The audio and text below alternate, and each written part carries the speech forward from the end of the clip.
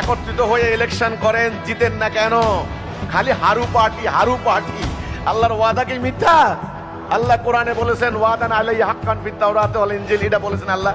ওয়ালা তাহিনু ওয়ালা তাহজানু ওয়া আনতুমুল আলাউনা ইন কুনতুম মুমিনিন। তোমরা হতাশ হইও না, তোমরা নিরাশ হইও না, তোমরা বিজয়ী হবে যদি তোমরা মুমিন হও। এটা কার কথা? ওয়া কানা হাক্কান আলাইনা নাসরুল মুমিনিন। মুমিনদেরকে সাহায্য করা আমার হক। তাহলে মুমিন তো হারতে পারে না। আল্লাহ কোরআনে বললেন মুমিনরা যদি কাফেরের মোকাবেলা করে তাহলে মুমিন বিজয়ী হবে, কাফেররা পালিয়ে যাবে।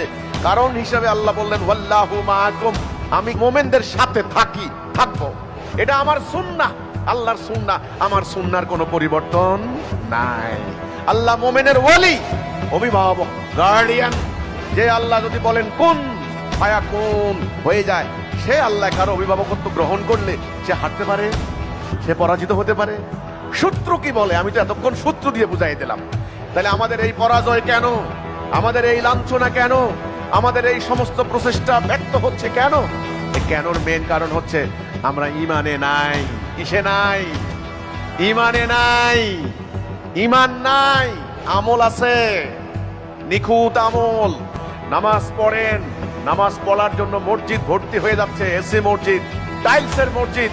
নামাজের কোনো অভাব নাই, হজের কোনো অভাব নাই, জাকাতের কোনো অভাব নাই, রোজার কোনো অভাব নাই, কিন্তু ঈমান নাই।